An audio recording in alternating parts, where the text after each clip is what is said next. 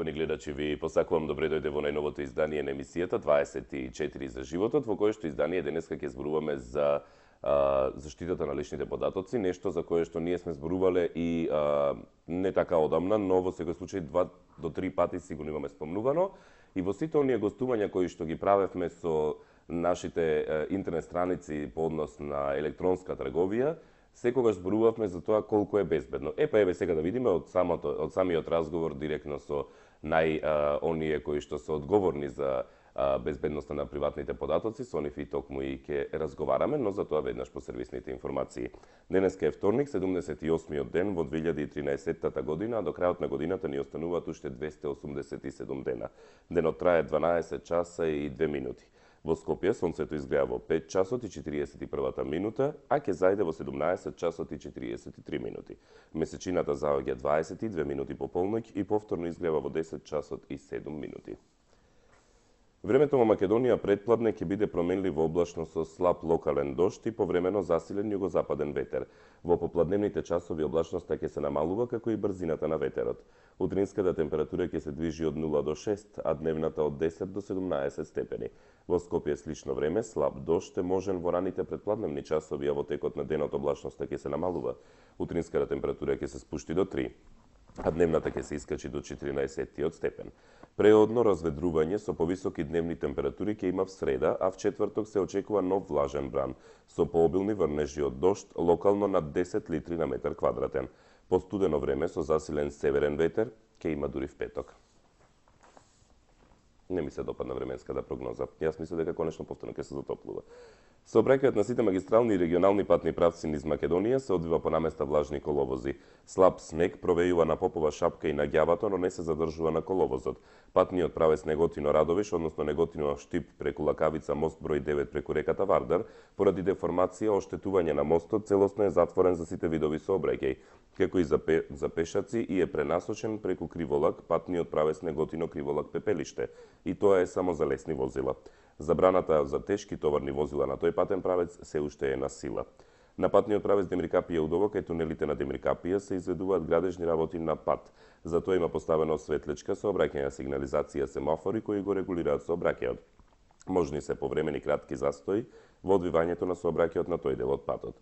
Автомотосојузот на Македонија препорачува внимателно возење, прилагодена брзина на движење и почитување на поставената сообраќајна сигнализација.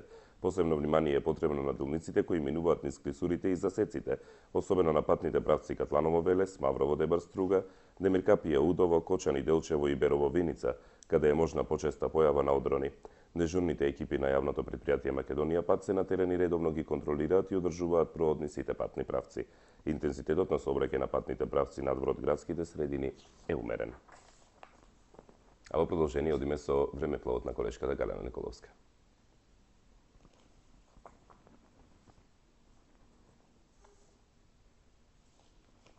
Доколку е подготвен времепловот на колешката Галена Николовска, може да го погледнеме.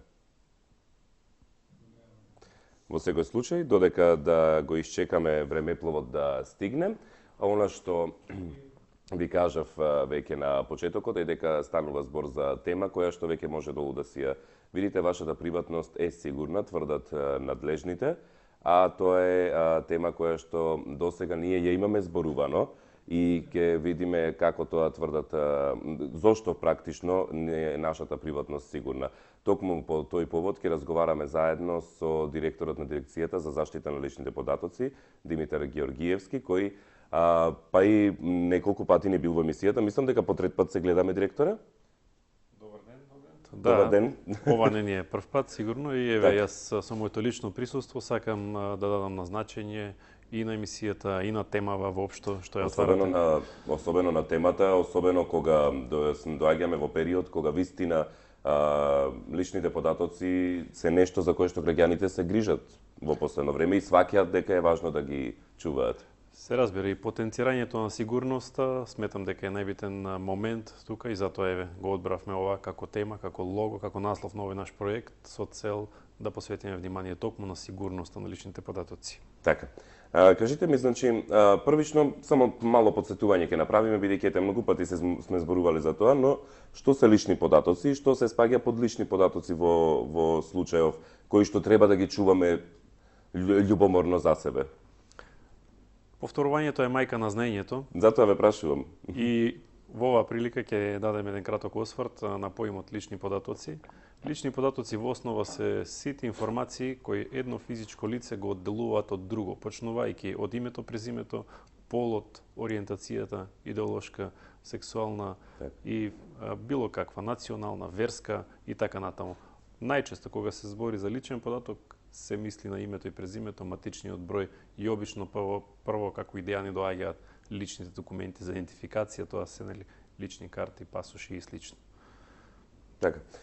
Кажите ми, во последно време, бидејќи некако тоа ми се врзува најмногу со документите, порано за се требало, не требало, ни се бараше лична карта, се правеа фотокопии, се раздава. Едноставно ме интересира, бидејќи во последно време, кога ќе речете дали ви треба лична карта, сега веќе ние прошуваме потрошувачите, ви велат не смееме да правиме копија, не смееме да ви ја задржиме. Значи, кога некој има право да ви направи копија од личната карта или кога некој воопшто има право да ви ја побара личната карта? На увид. Вака, значи прво ова реакција дека не е задолжително секогаш давање на копија од лична карта или друг идентификацијски документ е еден позитивен сигнал дека навистина пораката што Дирекцијата за заштита на лични податоци ја опатува било во својата превентивна мисија, но и репресивна преку вршење на инспекцијски надзори стигнала до тие кои се најповикани за чување, обработување на нашите лични податоци. Во тој аспект ќе споменеме многу полиња, дали се просветари, дали се образовани, односно банкарство, телекомуникации или слично. Меѓутоа, секогаш постојат механизми како да се подига јавната свест, секогаш постојат начини како да се допре до целната група на која е наменета нашата порака. Во ова прилика, ова година, по повод денот на потрошувачите, тоа е 15 март, да преповториме, Така. ние заедно со Организацијата на потрошувачи на Македонија, но и во соработка со сите банки, скоро во Македонија, но и финансиски организации и компании од приватниот сектор надлежни за извршување и наплата на долгови, се организиравме околу нашата идеја да реализираме проектни активности, скоро цел месец, денеска сме во Битола, започнавме во Скопје, ќе завршиме на 30 овој месец во Струмица, преку кои активности уште еднаш ќе се обидеме да на еден непосреден начин дојдеме пред се граѓаните, за да се информираат за нивните права околу заштитата на личните податоци, кој може, што може, на каков начин може, но овој пат исто така имаме и една друга цел, а тоа е да малку ги едуцираме и за нивните обврски околу задолжителноста на давањето на личните податоци, тоест идентификацијските потреби на одредени институции како што се банките. Да, тоа сакав да ве прашам. Некогаш во банките се случува кога пополнуваме формулари и апликации да ни бараат податоци кои што веќе еднаш сме ги дале на банката. Значи повторно и при тоа се сеќавам и еден период имаше и едни формулари кои што требаше да се наведе дали сме во сродство со личност која што е на функција, дали познаваме личност што е на функција, мислам дека по барање на Народна банка на Република Македонија беа тие токму формулари. Дефинитивно, тие формулари се за нас функционерите пред се, така да знаете дека за функционерите нема приватност. Така. Ние сме соголени 24 часа и тоа 365 дена во годината. Добро. Така да особено од аспект... Ке речем сами сте си го барале, така што но веќе нема да речам. Од аспект особено на финансиските прашања, кои се секако можност за одредени девијантни појави, секогаш банките имаат право, но и обврска. Добро. Да ги барат и да ги собираат личните податоци не само на функционерите, на јавните личности, туку и на сите кои се во нивно обкружување, кои се во некое сродство. Сакам во оваа прилика да истакнам дека јавната свест во Македонија за постоењето на категоријата приватност и потребата од штитење на личните податоци веќе е некако така издигната на едно ниво кое се разбира треба да се грижливо одржува и само да се надоградува, само да се надополнува. Веќе и јас лично сум сведок дека на шалтери во банки се повеќе луѓе прашуваат зошто ви е личната карта, мора ли ја да го пишувам матичниот број при пополнувањето на секој формулар, на секој образец за вршење на одредена трансакција, без оглед дали станува за прашање за внесување на средства, за подигање на готовина или слично. Што значи дека свесноста е далеку поголема него ли што беше порано по однос на лични, бидејќи порано луѓето не прашуваа зошто ви се документи, еве ви лична карта, еве ви пасош, еве ви документи. Па знаете, тоа се и прашање на концепти, но и на системи. Знаете, во претходниот наш систем на општествено уредување никој не смееше да има тајна, нели? Па така ни човекот пред себе, пред државата не беше приватен, па дури ни дома. Од тука се извлекуваше и заклучокот дека нема важност вашите лични документи на кого ќе ги дадете, тоа се знае, тие не се само ваши, тие се и на државата. Додека концептот на граѓанското уредување на општеството се разбира, почива на фундаментални вредности утврдени со Уставот, како што е и Уставот на Република Македонија, каде што во главата на човекови права едно од најбитните, нели, покрај правото на живот се разбира, спаѓа и правото на пристап до информација од јавен карактер, правото на информирање, што е важно за медиумите, но на исто рамниште е и правото на заштита на личните податоци или по-популарно правото на приватност. Така, она што се разбира во последно време, да ви кажам искрено, ме вознемирува вака кога ќе седам во супермаркет, кога ќе чекам ред и гледам луѓе кои што својот пин код, например, од картичките си го кажуваат гласно, им кажуваат на касиерките да го внесат тие, бидејќи едноставно не се заинтересирани. Но од друга страна пак има и гледам многу луѓе кои што вистина се грижат и прашуваат зошто ми барате податоци, значи треба уште да се работи. Дефинитивно. Токму затоа и вие создадена кампањата, верувам, вашата приватност е сигурна со нас, ќе може да се погледне на крупниот кадар, така. Значи, на 15 март сте почнале во Скопје, денеска сте значи покрај главниот настан во светот за инаугурацијата на папата, имате и вие настан во Битола на 19 март за отворени денови заштита на личните податоци на потрошувачите, 21 март во Кавадарци, 26 март во Тетово, 28 март Охрид и 30 март Струмица. Тоа е настанот за кој што зборуваме денеска. Вашата приватност е сигурна со нас. Гледам дека ви се сите рекламни материјали двојазични, што значи сите оние кои што се интересираат можат да ви се обратат. И она што мене особено ме бендисува покрај, да речеме, објаснувањата во сите овие материјали кои што ги донесовте, имате овде едно кое што вели прашање, коментар и кое баш како од оние, како на сметките што ги уплаќате, го кинете делото и си останува и вие го земате и го обработувате, претпоставувам. Да, тоа е за секој граѓанин кој што на лице место може да постави прашање, преставка да поднесе или да нотира било што поврзано со темава. Одлично. Сега, околу кога веќе сме се уште кај банките, дали на пример банките во апликациите за потрошувачките кредити за население смеат да собираат лични податоци на пример од членовите на семејството или слично? Кога се работи за извршување на разни трансакции во банките, вклучително засновање на пример на хипотеки, подигање на кредити, законска основа на банките и обврска е да сето тоа го прават преку собирање, обработка, чување на лични податоци кога се работи за физички лица. Добре. Бидејќи правните лица немаат своја приватност, нели ние тоа е друга категорија. Штитиме приватност само на граѓаните како физички лица. Добре. Банките имаат правен основ за собирање на лични податоци на начин утврден со соодветен закон. Сепак се разбира, ние не исклучуваме дека во одредени состојби, во одредени случаи може да дојде и до непрописно постапување со личните податоци. Поради тоа и се поднесуваат преставки до нас, па и така во изминатиот период имавме зголемен обем на преставки. Колку отприлика имате бројка? Само за банките не можам да ви кажам. Не само за банките, општо колку представки како дирекција имате добиено? За минатава година тоа се 398. Браво. Да, во подем, односно се зголемува бројот на поднесени представки. Мислам дека беше многу помала бројката претходно. Некој ќе каже, еве, значи ли тоа дека се повеќе се прекршува законот, но јас би го толкувал на друг начин. Се повеќе расте свесноста на граѓаните. Јас свесноста исто би ја толкувал. Да.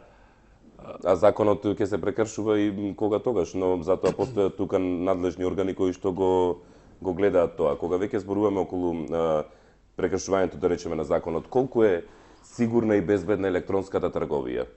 Значи, луѓето, бидејќи се повеќе и повеќе, вршат електронска трговија, Да, благодарам. плаќаат, купуваат, значи, колку им е безбедно сето тоа?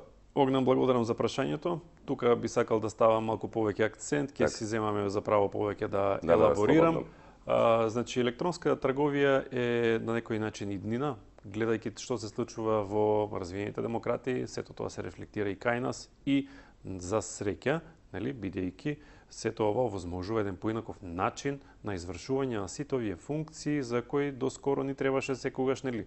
Прво, излегување од дома, одење директно на шалтер, одење директно во продавница, пополнување на еден куп формулари, непотребно користење на тонери, на хартија, така и сето тоа беше и прилично комплицирано. И губење време непотребно. Дефинитивно, електронскиот начин на комуницирање воопшто е едно големо олеснување за граѓаните. Во ова смисла можам да изразам задоволство дека во Македонија се повеќе расте бројот на така наречените електронски продавници. Во таа смисла електронското банкарство предничи, бидејќи скоро сите банки имаат своји електронски, нели, портали преку кои може да се извршуваат најразличните функции. Но сакам да укажам и на состојба од која што граѓаните треба особено да бидат внимателни. Еве и пред малку спомнавме, нели, придавањето на пинови во обичен маркет. Да, па тоа. Така, но исто така треба да се постави прашањето и за обичните банкомати при подигањето на пари, значи на готовина, така.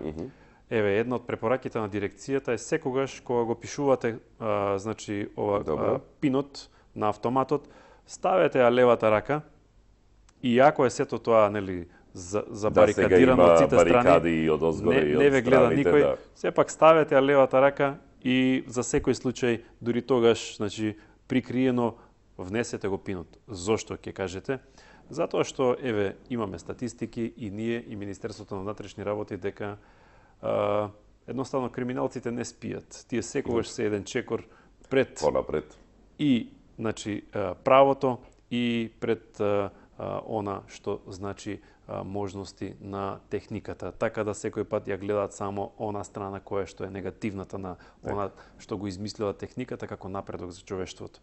Постојат одредени уреди кои ги викат скимери и кои што се незабележителни. Вие мислите дека сето тоа е еден дел, еден дел од самиот банкомат, дека тоа е ствари поставено од банката, од ствари ова е поставено од сосем други причини и побуди, па може да дојде до снимање на вашиот пин-код и па после ќе се чудиме, ќе си мислиме како тоа дел од нашето конто веќе се намалило. Тоа изгледа како да си е дел од банкоматот. Тоа изгледа како да е дел од банкоматот. Па не знам, бидејќи сигурно немаме седнато да го наблюдуваме банкоматот, па сега што има различно. Дефинитивно. Доаѓате, пишувате и се заменувате. Да, затоа секогаш едната рака, левата рака, предпоставувам, или десната, било како. Се едно, ставете ја, прикрите, без оглед дали се работи за банкомат, а особено на банкомат, без оглед дали се работи на каса во некој супермаркет и никако не го кажувајте пинот на касиерката или на некој што може. Да ви кажам искрено, во маркети кога ќе слушнам дека си го кажуваат луѓето вака пинот, значи ми доаѓа вака да се свртам и да викам. Значи да им викам на луѓето, да им објаснам дека тоа не бива така. Па секогаш кога луѓето не почувствувале кои и какви последици може да има ваквото нивно неодговорно однесување, се до тогаш ќе се однесуваат вака. Затоа еве настојуваме да ги едуцираме. Оти на тој начин можеме да допринесиме за подигањето на нивната свест. Статистиката во Македонија покажува еден тренд на крадење на идентитети, крадење на лични податоци, пинови, односно кодови преку кои често пати можностите за злоупотреба на нашите финансиски средства пред се преку електронското работење, тоест кредитните картички, е голема и е во постојан подем. Значи, еве, ја пратиме состојбата со статистиката, значи без оглед што во светски рамки Македонија е една мала држава, сепак морам да потенцирам дека имаме и извештаи од FBI каде што, значи, македонските хакери не спијат. Значи, работат... Значи, успешни сме и на тоа поле. Работат на празнење, на туги банкомати, без оглед дали се работи за Хрватска, Танзанија, без оглед дали се работи за скандинавските држави, секаде каде што имаат можност. И имаме, значи, случај и на злоупотреби од други типови, меѓутоа овие се најпримамливите. Ајде ќе направиме една пауза само за изјавата на Иво Котевски, кој што ни ја даде по однос на оваа тема за отприлика ми се чини 12 или 13 март. Минатата седмица, кога разговаравме со еден од интернет порталите, тогаш и со вас зедовме телефонска изјава, но ќе ја повториме во случајот за да имаме дополнување на се тоа што го зборуваме од Министерството за внатрешни работи. Како што се зголемува опсегот, односно опфатот на користењето на интернетот, интернет мрежите, електронската трговија, електронското банкарство, очекувано е се повеќе да се зголемува и компјутерскиот криминал, односно криминалот кој што подразбира злоупотреба на електронските картички, на податоците кои што се разменуваат при електронското тргување или при користењето на интернет мрежите. Токму на тие податоци сме сведоци изминативе години, односно од година во година се поголем е бројот на кривичните дела од областа на компјутерскиот криминал. Карактеристично е тоа што најчести кривични дела се уште се неовластеното навлегување во компјутерски систем, кривично дело кое што се санкционира со македонскиот кривичниот закон на Република Македонија и досега од страна на одделот за организиран криминал, односно одделението за компјутерски криминал, десетици вакви случаи се откриени, а најчесто истите се откриваат по претходна пријава или од страна на банките или од страна на лица сопственици на електронски картички кои што биле оштетени, односно лица чии податоци биле на некојаков начин украдени, потоа вметнати на бланко картички, односно фалсификувани картички и со истите биле набавувани разни стоки или пак едноставно биле подиграни незаконски пари од нивните сметки. Така, тоа беше изјавата на Министерството за внатрешни работи, а како што ви спомнав и на почетокот, ние разговаравме во 3 одделни емисии со 3 интернет портали, сите во своја дејност кои што функционираат и работат, а разговаравме токму за во дел од емисијата за безбедноста која што ја нудат на своите потрошувачи, на нивните интернет продавници, да речеме условно, што значи да се подсетиме на едно од на сите 3 интервјуа ќе се подсетиме, но почнуваме со она што ни е најстаро по одржување, некаде од прилика кон средината на ноември, ни гостуваше Ивана Колева од cesarrodenten.mk, со која што првично тогаш ја отворивме оваа тема за разговор. Да се подсетиме на тоа интервју. На кој начин ги обезбедувате? Значи, еве, луѓето оставаат имиња, презимиња, еве, одредени податоци како матичен број, верувам, требаат или? Требаат одредени лични податоци. Добро, кои се податоците кои што, еве, да речеме, кај вас треба да ги остават? Па добро, име, презиме, број на платежна картичка, матични броеви, слично, тоа се сите оние генерали кои што ги бараме, не ние, него ги бара самиот интернационален систем каси, за да може да се извршат плаќањата. Тоа се правила кои што се веќе смислени. Меѓутоа, доколку се одлучите да отворите таков бизнис, прво што се прави, се склучува договор со банката. Во нашиот случај, значи позади нашиот бизнис стои Унибанка.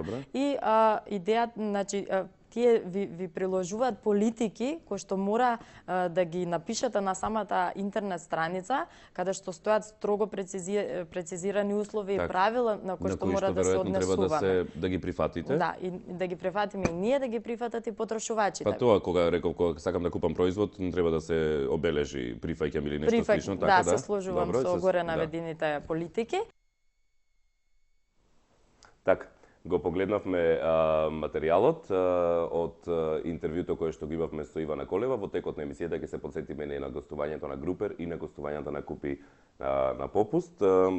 Го слушнавме и Иво Котевски, слушнавме дел од интервјуто. Значи банките се тие кои што им наложуваат, да речеме, на интернет порталите да се согласат со нивните услови, тие да си бидат наведени на самиот интернет портал.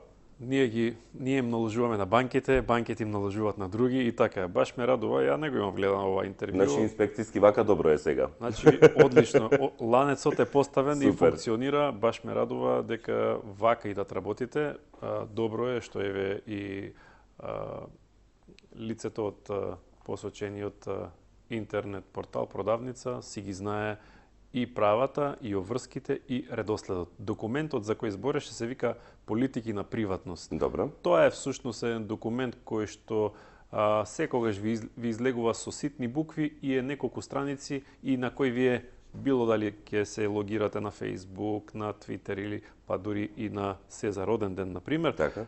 Едва чекате да го пројдете и на крај да кликнете што побрзо да, се согласувам. Да. Всушност тука ви се наведени сите правила, обврски. Мислам дека тоа никој дури не го чита, ни на англиски, ни на македонски, ни на еден јазик. Обично. Значи вака само го гледате, I accept или се согласувам, ајде. Обично никој не го чита, но нели секогаш Не, сигурно има 2% некои луѓе што го читаат, останатите 98 верувајте ми сигурно не читаат. секогаш крупните работи се во ситните букви. Тоа да, се согласувам. Па и во делот на заштитата на приватноста особено. Тука се наведени сите оние технички организацијски мерки кои што се правила за зачувување и свесност на личните податоци. Зашто ви се собираат, зашто ги давате, за која цел може да се употребат, на кој евентуално друг може да бидат пренесени и дали истите по извршување на одредена трансакција, на одредено дејство се чуваат, колку се чуваат и дали се уништуваат после тоа. Меѓутоа, како што рековме, еве, ќе се трудиме, ќе настојуваме да едуцираме свесноста за читање на малите букви, така малку метафорично се изразиме, да порасте. Всушност свесноста за заштитата на приватност. Се согласувам. Ајде да се подсетиме на интервјуто со интернет порталот Групер, со Нина од Групер и веднаш потоа одиме со рекламите. Беше, можам да кажам, ова табу тема е се повеќе и повеќе се многу често се зборуваше за ова и мислам дека дури тоа што премногу се зборуваше им наметна на корисниците да се запрашаат дали е стварно безбедно кога веќе волку многу се зборува. Да, така. Веќе мислам дека тој страф е надминат. Добро. Со оглед на големиот број на трансакции кои конкретно е кај нас и во Македонија се случуваат. Не напоменав дека според анализите кои ги правев 2011 во споредба со 2010 има пораст од над 1200% во бројот на трансакции направени на годишно ниво. 2010 има 7000, 2011 има 87.000. Што е поприлично многу. Што е огромен пораст. Сега во однос на безбедноста, значи во Македонија функционира КАСИС, платежен процесинг систем. КАСИС е всушност системот преку кој се процесираат трансакциите, кој се грижи за безбедноста и кој е одговорен за тоа поле. Кој загубил картичка знае што е КАСИС. Добро. Од другата страна, односно не од другата страна, туку банките се посредници помеѓу КАСИС, овој платежен процесинг систем и веб-сајтовите за онлайн продажба или еве конкретно Групер. Банката стои помеѓу нас, тука е КАСИС, тука сме ние. Добре. Значи банките се всушност оние преку кои ние мораме да склучиме договор за соработка за да може да се процесираат картичките. Она што може да кажам дека немаме ние простор за да се грижиме како сајт за онлайн продажба е тоа бидејќи немаме никаков пристап до податоците на корисниците, односно тоа што корисниците го ставаат бројките од картичката и било кој онлайн трговец не може да ги види бројките на картичката со која што купува корисникот, туку тоа оди преку HTTPS или безбедносен протокол, со што податоците се оставаат и може да ги види само се позади заштитени сервери firewalls, ги зачува, нели се процесираат преку КАСИС како што кажав. Сите доколку имаат, ние ги патуваме и нашите корисници, имаме значи еден мејл во кој им објаснуваме детално како функционира сето тоа да не се плашат за безбедноста. И нормално кога имаат прашања ги патуваме и до КАСИС да се јават или и да си прашаат и до нивните одговорни лица подетално доколку сакаат да им објаснат. 24vesti.mk Информација сега. Следете не во живо, последни вести, емисии.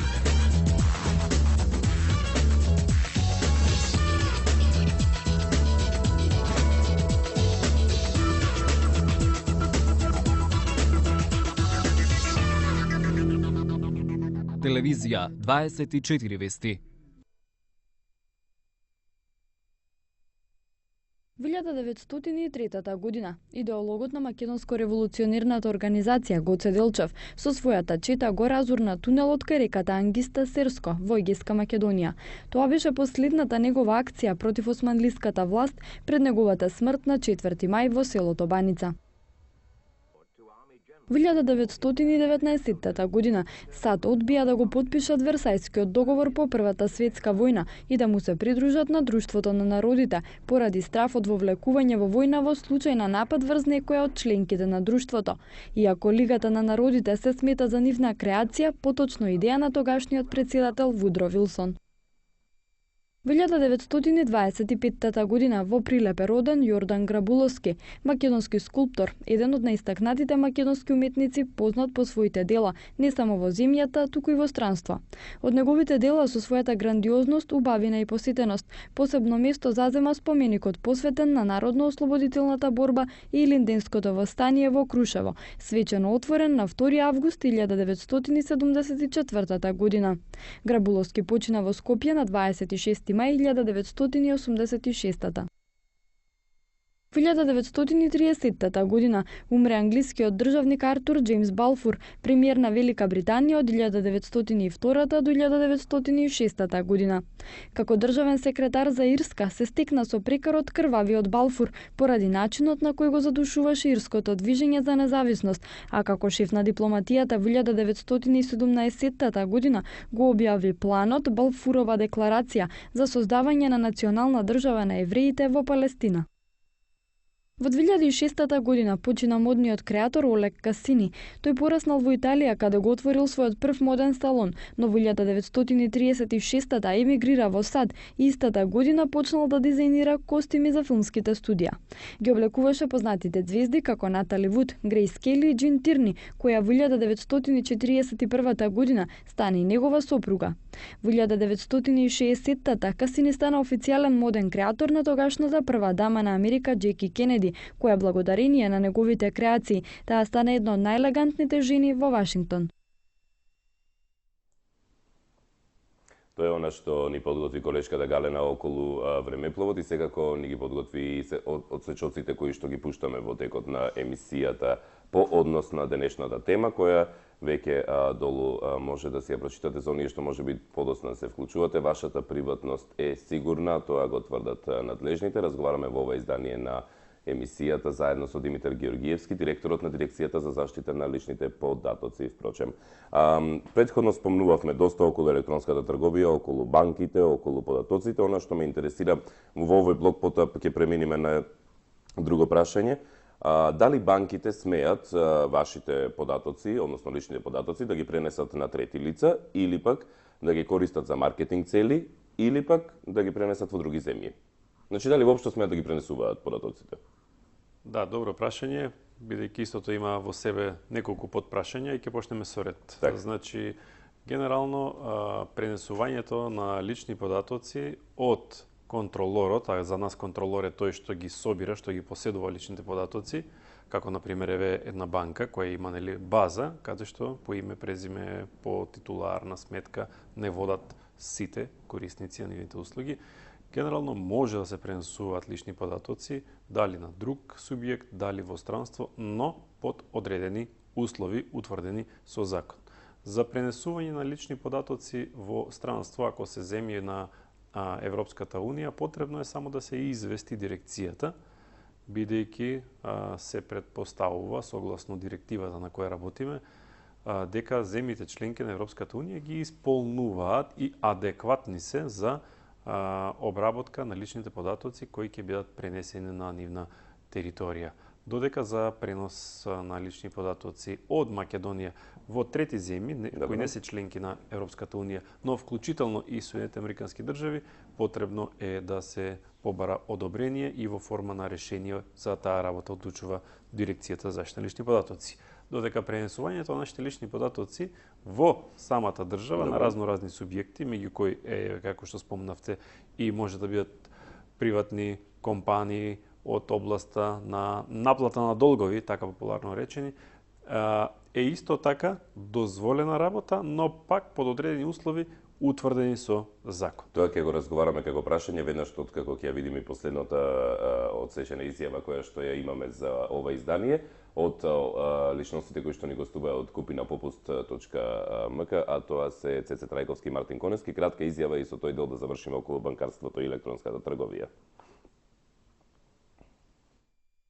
Податоците се сигурни. Е сега проблемот како со фирмите што кажав претходно, така и во овој случај го имаме проблемот со луѓето затоа што нормално е нешто ново кај нас и се плашат да пазарат. Секоја промена се разбира малце тешка за прифаќање. Единственото нешто што ние го задржуваме од корисникот е неговата имейл адреса, што воопшто не е страшно.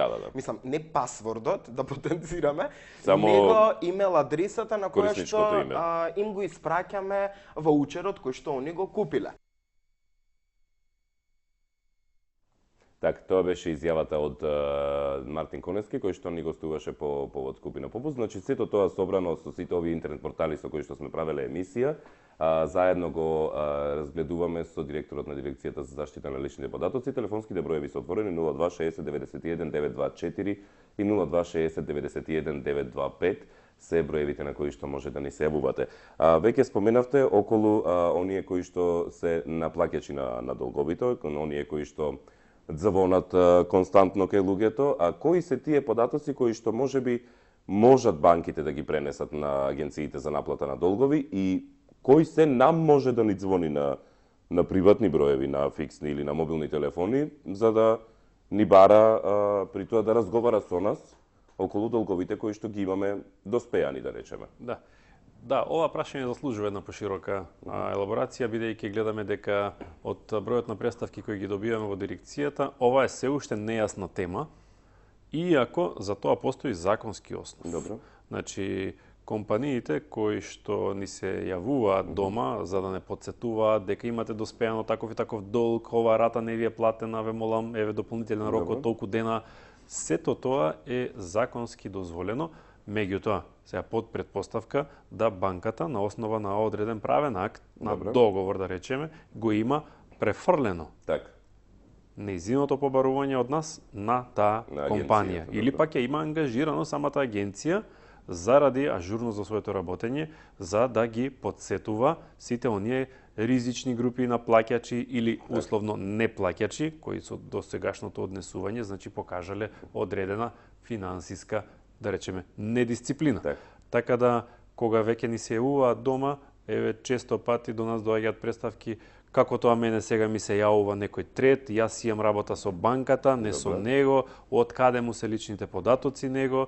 Па имаше случаи кога ние, еве, постапувајќи по представките на граѓаните, утврдивме дека да, навистина дома му се јавувале, меѓутоа за тоа претходно банката склучила договор со која го продала неговиот долг на одредена компанија и потоа компанијата си има работа со клиентот. Сега прашањето е дали е ова дозволено? Одговорот е да, доколку се исполнети условите предвидени со одреден закон. Може би забуната настанува бидејќи еве банката ако си го продала својот долг кој што го имаме, да речеме, кон неа, го продала на агенција за наплата, а ние сме подпишале со банката. Да. Значи тоа е префрлање практично на договорот на незина страна, на друга страна некоја агенција со која што ние не сме подпишале ништо. Прашањето е на информирање, на известување. Значи треба, мислам, да се постави прашањето дали банката или другата финансиска институција има обврска да го извести својот клиент во тоа. Да, дека преминува долгот на трето лице. Одговорот е да, има обврска да го извести. Меѓутоа, сепак, од случај до случај, да не носиме се генерални заклучоци, па да предизвикаме спротивен ефект, треба од случај до случај да се испита фактичката состојба. Затоа е уште една прилика за да ги охрабриме. За денови да ги посетат. Сите оние граѓани кои во својство на потрошувачи, кога тогаш имаат работа, дошле во допир со било која банка, со нивните услуги и со сите оние прашања кои сега за сега се недоумица, недоволно јасни, сепак заслужуваат повторно навраќање, да не се воздржуваат, можеме да одговориме на се, затоа постоиме, согласно нашите надлежности. Ние сме единствената институција во нашата држава за надлежни за спроведување на закон за заштита лични податоци, меѓутоа и за преземање на сите обврски околу информирање на граѓаните, околу подигањето на јавната свест. Сакам само да дополнам со прашањето дали тие агенции кои што се јавуваат за наплата на долговите треба и мора да разговараат само со лицето кое што го бараат. А не при тоа да прават муабет, да речеме, со мајката, братот, сестрата, роднините кои што се јавиле на мобилен. Видете, за тоа има една специјална процедура, која што ние ја инкорпорираме во форма на правилник за технички и организацијски мерки.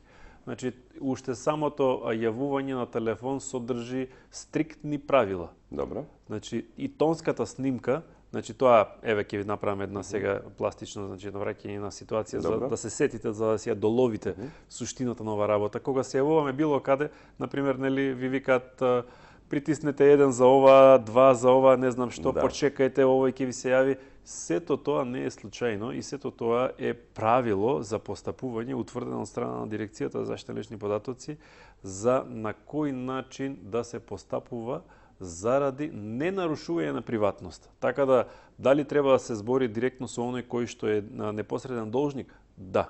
Вие можете, ако некој случајно го кренал телефонот, нели, да го побарате лицето. Да. За кое станува збор, но да објаснувате на некој што можеби немал никаква можност да дознае зашто се работи, тоа не е дозволено. Да направите дополнителни проблеми.